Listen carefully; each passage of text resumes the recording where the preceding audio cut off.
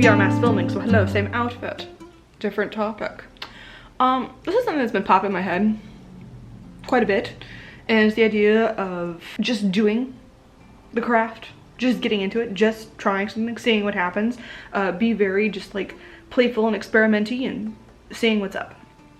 I think there's a constant, evident motion within most witchcraft spaces, YouTube, whether you're YouTube, TikTok, Instagram, any place online, blogs, what have you. Everyone always encourages everyone to do the research, right? I do this, everyone else does this. Research, look into things. Mostly because it's like the more informed you are, the better. You always should be informed with a critical eye. Reading, do you agree, do you not? You know, just because you consume information doesn't mean you have to follow it to the letter. It means, okay, that was some interesting ideas, now what do I want to do with them? But as always, witchcraft is a craft. We don't want to be, what do they call it, armchair occultists or whatever. To do the thing, you have to start doing something. And I think there can be a fear in a lot of ways where of just diving in and trying a spell, just trying something out, try calling something in. And I think sometimes it's good to remember there's always gonna be consequences for a lot of things, but honestly, if you're just diving into something and maybe you're not all that informed about, the chances of your spell being all that potent when you don't really know what you're doing, I feel like is less. Comment down below if you disagree, I guess, at all, but the chances of someone starting out and doing something and it not necessarily working out the way they hoped in a truly horrifying manner, I think is less likely. And also too, I kind of just like the, I guess, that mentality of this is chaos emboldened. Like, just try something and something's gonna hit back at you. Like, deal with the consequences. I like the chaotic version of that when it comes to witchcraft. You can dive in and try anything. You don't have to listen to any of these rules or suggestions that anyone's putting forth. A lot of times too, I think so often we are not questioning, why is that person giving that advice? Why is that person suggesting that? And oftentimes they suggest something because their framework for how they believe magic and the universe operates is entirely different than ours. They're giving a caution or a warning sign for something that maybe perchance you don't even believe is a thing. Like, that's not something that aligns with you. And if you don't even believe it's a thing, then why are you worried about it? Why are you cautious about it? And especially when people are new, right? Because it's like, dive in, try a protection spell, you know, like, see if it works, see if it doesn't. If you try a little more crazy magic or whatever, then by that I mean like a little more outlandish, like if you're jumping off the bridge by hexing people right off the way, just like, woo, see what happens. Well then it's gonna bounce back possibly. Maybe it won't hit, maybe it will land, maybe it won't. And you're gonna have to deal with those consequences. It'll come back at some point to you, possibly. You know what I mean? Other times it might not. I don't, like, it's just kind of a, you have to at some point dive in and see what's gonna the hell is gonna happen.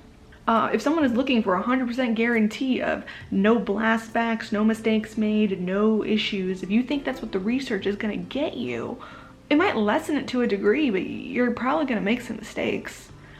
I think of the fact that I did a love spell around an eclipse. Which had some very interesting ramifications for me overall. For me, what it ended up doing, I think in a lot of ways, is instead of, I thought it was hopefully going to do the whole like sun and moon situation where I was kind of hoping to, like, as the sun and moon were coming together, placing a way of letting these people, me and a possible life partner also come together, even if we are drastically far apart. What's so interesting to me was how quickly, and ever since then, since I've done that spell, I have had a much easier time sensing when things aren't working out. The red flags come quicker, easier, faster. And then we part ways. And that's that. Like, it's not this gigantic, big, dramatic, drawn out thing. And I think in a way it's helped to make room for someone to come into my life that could be really great and potential, right? And a lot of my spells I feel like have been that way. A whole lot of, not entirely what I wanted, something's always been just a little bit off, and I've spoken about this before, but that's fine. I journal about it, I put it in my little mirror book, and then I make adjustments, and try again with something else, and try again. And so many times I think the hesitance comes down to, well, I don't want this to blow back at me. I don't want to make mistakes. And it's so similar to the same way that I feel about my art. I want to become basically like Michelangelo before I draw or do anything, which is ridiculous. Like, the whole way you become good at drawing is by drawing. I feel like the whole way you become a more powerful, potent witch with your spellcraft, with your emboldens, all of the stuff is habitually based in learning from your mistakes, adapting. And it's so particular to each witch and each person and what they want to do, what they want to bring into their life, how they want it brought about, what exactly is their framework for how they believe all of this works. It's so particular to each of us, so individualistic, that in a lot of ways, reading books and stuff and spells by other people, great inspirations, great starting off points, but you're gonna have to customize anyway. It's not, why not just jump in? Why not do some more spells? I've been trying to push myself more and more to do that, because I feel like throughout last year, near the end of the year, I was feeling less involved with kind of everything, very more withdrawn, and there are a mix of reasons for that. But one of the things I want to do more of is, has anyone ever heard like a body in motion stays in motion? And I feel like with so many things that applies. Like, an active creative will feel more creative regularly, like pushing yourself to do a thing just to do the thing, if you can do that. Like, it's no matter how small it is, I think many times set up a potential for things to domino effect down and build up to something much greater. That's something I really want to work on for myself in this year with my craft, is just doing more stuff. When inspiration strikes, or even pushing myself maybe to do a little spell when I, feel a little bit of a magical urge or something, but don't necessarily feel the energy to do a full-on ritual, that's fine. Like, it doesn't have to be this big ass elaborate thing. I don't even have it 100% thought out. I could be using my intuition only and grabbing stuff and just see what happens. If it blows back, I'll deal with the consequences then. Because some change, some magical inclination is better than nothing, at least for me at the current moment. I don't know, and I do feel like there are times where you hear the cautious tales, you hear the constant caveats, the little asterisks next to everyone's statements of things of, but do it safely, and it can make us far too cautious. Half of the fact is we're playing with stuff here that we don't entirely know what it does or what doesn't work. None of this is 100% known, right? So best way to find out is to kind of fuck around and then find out.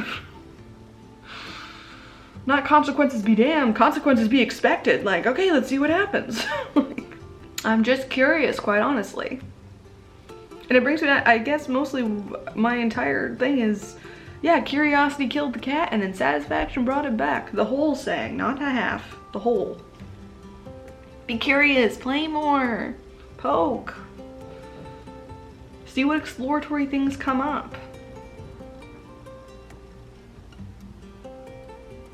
That art of playfulness, I think, in magic, and jumping right into doing spells, not being afraid of it. I feel like in a lot of ways there are so many things in magic and in spell work and stuff where if you approach something with not a level of confidence per se, because it's not a level of I know what I'm doing and I'm here, like, and showing up. It's much more of a innocent curiosity, a showing up almost without expectations is sometimes the most fun.